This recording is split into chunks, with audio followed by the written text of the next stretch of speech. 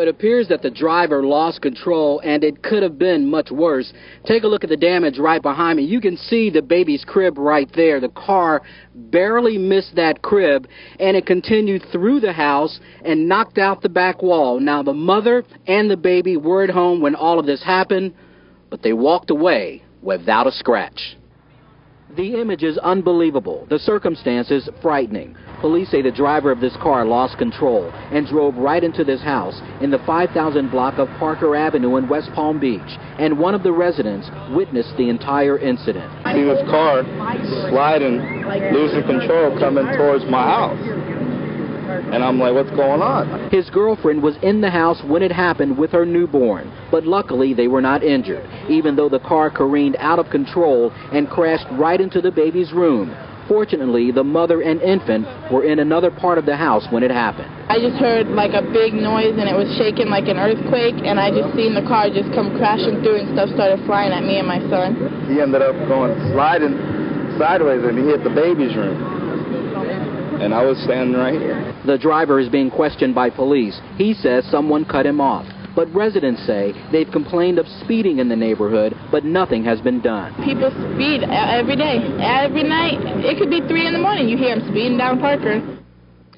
Now, to give you a better idea of just how close it was, the mother and baby were actually in that room right there. And you can see right next door, that's where the baby's crib is located, and that's where the car crashed into the house and again on through into the back of the house. Now, the investigation is continuing at this hour. We can tell you that police did, in fact, question the driver. He was not taken into custody, but there is one lucky family here tonight. Reporting live in West Palm Beach, Greg Starddard, WPEC News 12.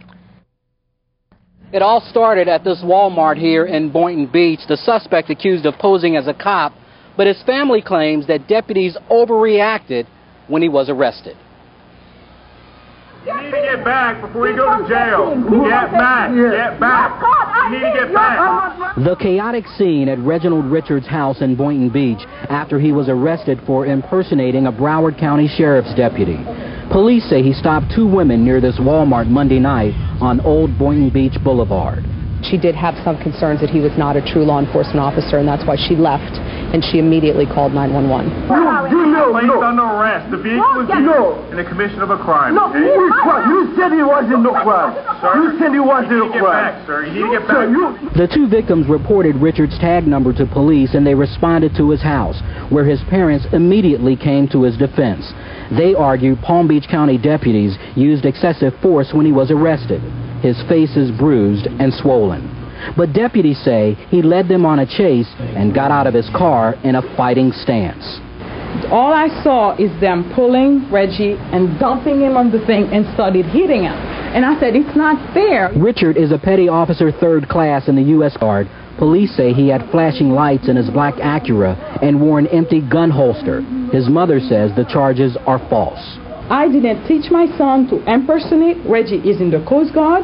Reggie is going to school full-time. Richard is now facing several charges, and it appears the case is far from over. Get back, ma'am. You're going to go to jail. You're going to go to jail. My supervisor will be here in 5 minutes. What's your name? I can't tell you that. You can tell me your name? Yeah. Now, once again, the sheriff's office is denying excessive force. In the meantime, Richard is charged with impersonating a police officer, fleeing police, and assaulting a police officer. He's due back in court on April 20th. Reporting live in Boynton Beach, Greg Starddard, WPEC News 12. Greg. Well, Jenny Carter is devastated. Her life has been turned upside down, and tonight, her tragic story about losing her son and daughter. Mainly what I feel is pain because I miss my babies. I miss them a lot. I miss them so much. Jenny Carter has experienced a mother's worst nightmare. Her 2 children, 10-year-old Nelson Camacho and his 8-year-old sister Crystal, were killed in a fire last week in Lake Worth. The blaze was started by their father. Carter learned quickly her daughter was dead, but her son fought for his life. I stayed with my son, but then they told me that he was without oxygen for a long time, and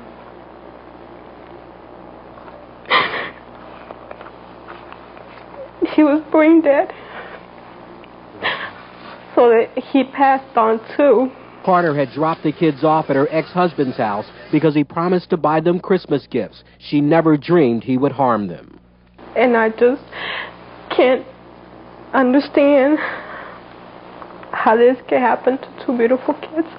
They didn't do anything to anybody. The medical examiner's report just released shows what happened in the home before the fire. Tony Camacho stabbed his daughter in the back so many times that part of the blade broke off. Carter says Crystal was feisty and probably did everything she could to survive.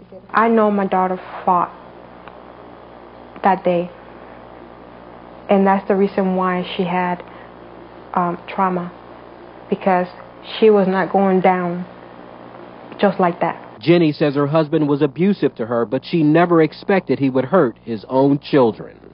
I don't have the words to describe how I feel when it comes to him. The kids loved him very much, and I just cannot understand how he would do something like that to his own children. We were always together every time. I went to work on weekends, they came with me. A grieving mother left with memories and anger over her ex-husband's unforgivable actions. Her priority now is to say goodbye to her kids one last time. Carter says Nelson loves sports and Crystal was learning to play the piano.